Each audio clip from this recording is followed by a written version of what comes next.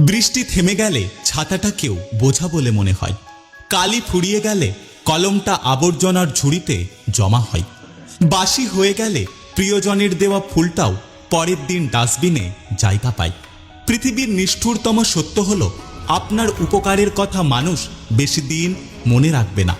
জীবনের সবচেয়ে নিদারুণ বাস্তবতা হলো, কার কাছে আপনি কতটা গুরুত্ব পাবেন সেটা নির্ভর করবে আপনার ব্যাংকে কত টাকা আছে আর কতদিন আপনি মানুষের কাজে লাগবেন এবং মানুষকে নিঃস্বার্থভাবে দিতে পারবেন তার উপরে। এই বাস্তবতা আপনি মানলেও সত্য আর না মানলেও সত্য। আজকে সকালে যে পত্রিকার দাম 10 টাকা, একদিন পর সেই একই পত্রিকা 1 টাকা কেজি দরে বিক্রি হয়। হাজার হাজার টাকা খরচা করে বছরের শুরুতে যে বইগুলো আপনি গুরুত্ব দিয়ে কেনেন, বছরের শেষে সেই বইগুলো কেজি মাপে বিক্রি করে দেন। সময় ফুরিয়ে গেলে এভাবেই মূল্য কমতে থাকে সবার, সবকিছু, এমনকি মানুষেরও। আমরা হলাম এই পৃথিবীর আপাদমস্তক স্বার্থপর প্রাণী। ভিখারিকে 2 টাকা দেওয়ার আগে মানুষ চিন্তা করে কতটুকু পূর্ণ অর্জন হবে। বিনা স্বার্থে কেউ ভিক্ষুককে ভিক্ষাও দেয় না। তাই একদিক থেকে ভেবে দেখতে গেলে মানুষের থেকে স্বার্থপর প্রাণী এই পৃথিবীতে বোধহয় আর কেউ নাই। তবে চলুন একটু হেসে কথা বলি, রাগটাকে একটু এবার কমাতে শিখি, অহংকারকে কবর দিই। যদি সুখী হতে চান তাহলে অপরের থেকে আশা ত্যাগ করুন। আপনি কারোর জন্য কিছু করে থাকলে সেটা চিরতরে ভুলে যান, কারণ সেটা যতদিন আপনি মনে রাখবেন ততদিন সেটা আপনাকে অহংকারী করে তুলবে।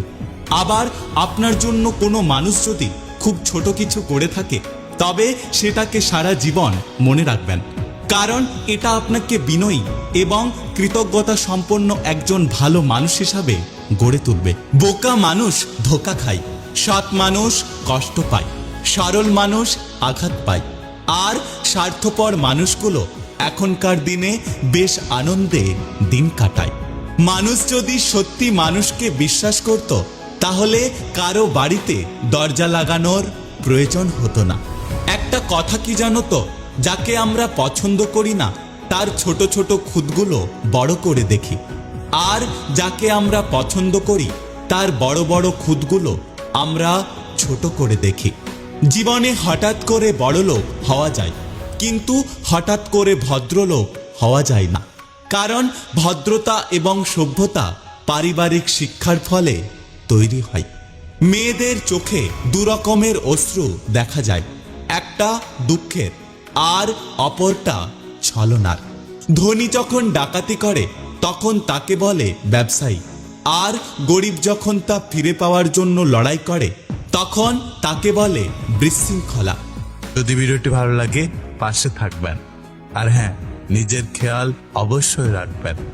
দেখা হচ্ছে পরের ভিডিওতে, ততক্ষণ সুস্থ থাকবেন।